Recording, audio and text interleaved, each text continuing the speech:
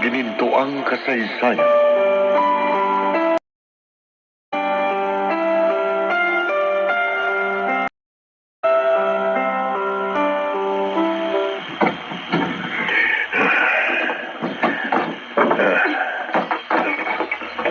Desa, ano ba? Muntik mo na akong tamaan ah. Nagtatanong ka pa? Saan ka galing? Sa ano? Saan? Bakit bang init ang ulo mo? Ano ba nangyayari sa'yo? Ang tanong ko, ang sagutin mo. Bakit nawawala ang pera ko sa wallet? Saan ka nagpunta?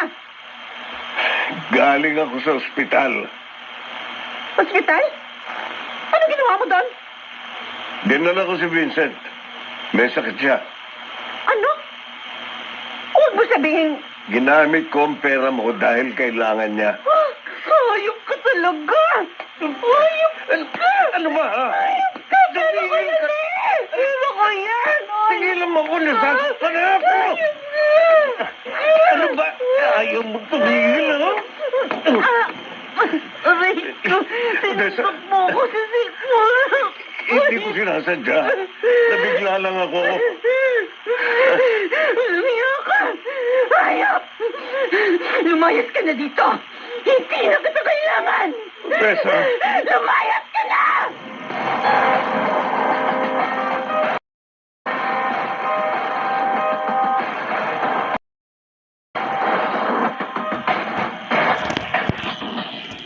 Oh, di ba tamang sinabi ko? Paano na ngayon yan? Paano na tayo? Kasi naman ang tigas ng ulo mo. Bakit pa hindi ka humingi ng tawad sa kanya? Eh, imbis sinaktan mo naman siya. Sumusobra na ho kasi siya.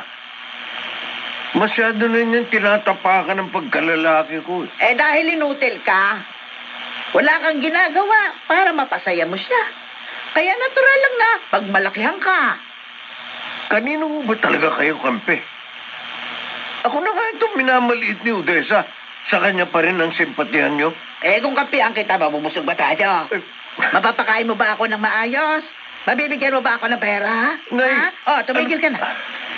Umuwi ka ulit sa inyo. Doon kay Odessa, ha? Hindi kay Carmelita.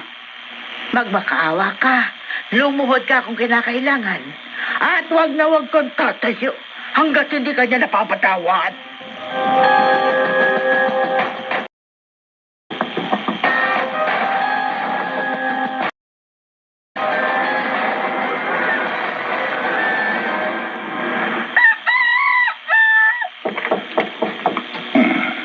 Hindi kumakatok. Sino kaya ito? Sandali lang, andyan na.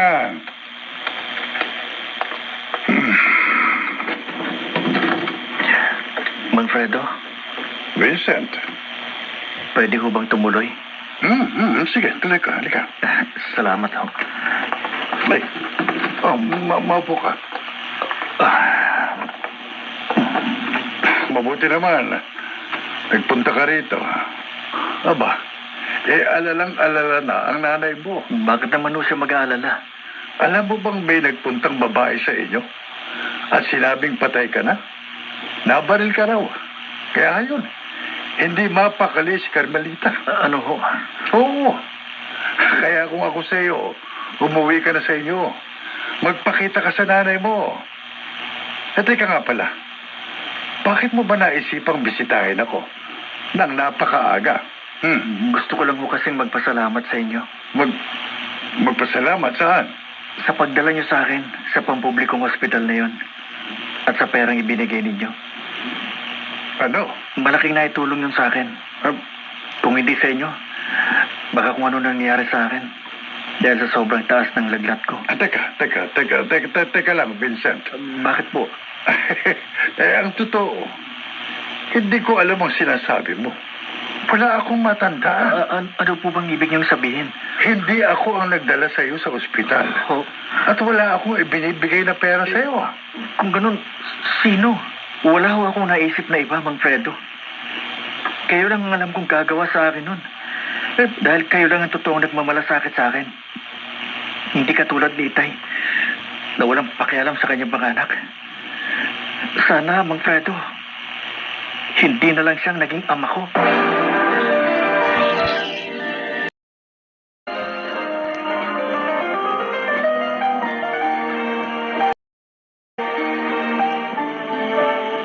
sobra pa rin talaga ang sama ng loob ni Vincent kay Mang Amado, Papa.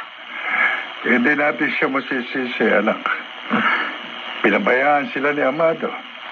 Kaya natural lang na sumama ang loob niya. Pero sa isang banda, natuwa naman ako. Bakit? Dahil hindi totoo ang napabalita na patay na siya. At si Mang Amado ang may kagagawan. Yun ang sinasabi ko. Na sa isang bahagi ng kanyang puso, umiiral pa rin ang pagiging ama ni Amado sa kanyang anak.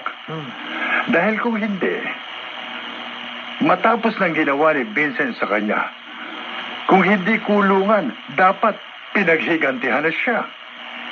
Pero sa tingin niyo, Papa, hindi na kaya galit si Mang Amado kay Vincent? Maaaring may galit pa rin. Pero mas umiiral sa kanyang pagiging ama.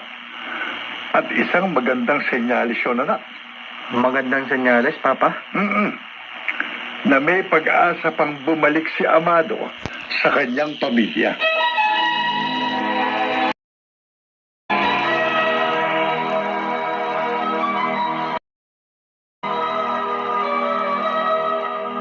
Ay, inay, gising na ho pala kayo. Tamang-tama. Hindi na kayo, kumain na tayo. Nagluto ako ng paborito nating ulam, noodles, at saka sardinas. Saan ka kumuha ng pera? Umutang ako sa tindahan. Buti nga, pinagbigyan ako eh. O tara, kain na tayo. Hindi ka ba papasok? Ay, hindi na ho. Anong hindi na? Ayoko na mag-aral. Titigil na ako. Ano?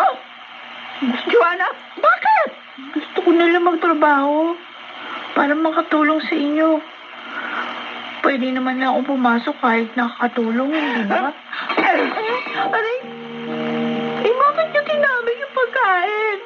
Ano ba? Dahil hindi ko nagustuhan yung sinabi mo. Pero inay, Bakit, Joanna? Nahihirapan ka na rin ba? Ha? Nagsasawa ka na? gusto ko lang naman kasi. Sige! Gawin mo ang gusto mo! Iwan mo na rin ako! Katulad ng ginawa ng itay mo at ng kapatid mo! Sige! Iwan nyo na ako lahat!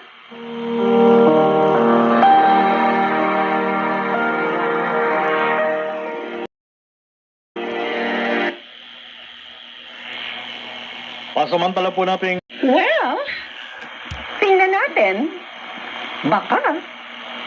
Anong ibig mo sabihin, baka?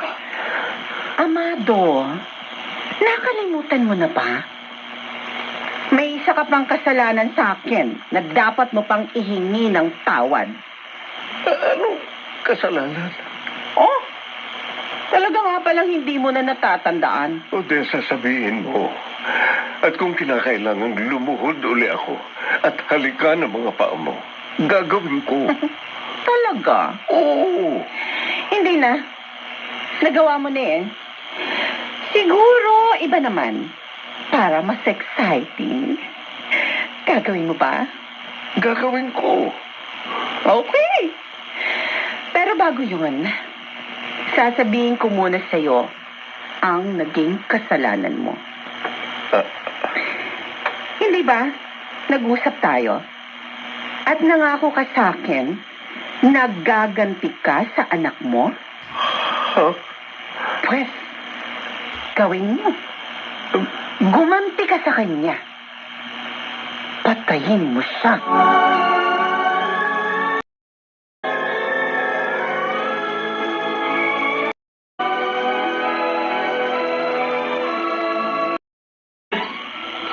Hanggang ngayon, iniisip ko pa rin kung sino ang taong yun na nagdala sa akin sa ospital. Bakit niya ako pinagmalasakitan? Kung sino man siya, nagpapasalamat ako sa ginawa niya sa akin. At sana, makilala ko siya. Ano yun? May kaluskus ako narinig sa bandang yun, ha? May tao yata. Meron nga. Papalapit siya sa akin. Sino kaya siya? Vincent? Oh. Tay? Baril? Salamat naman na nagkita ulit tayo. Tay, bakit niyo ako tinututukan ng baril? Anong gagawin niyo sa akin? Gagawin ko na ang dapat kong ginawa noon.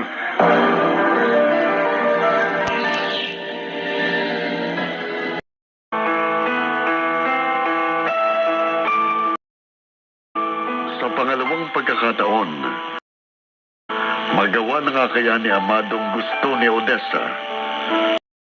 Tuluyan na nga kaya niyang mapatay ang kanyang anak.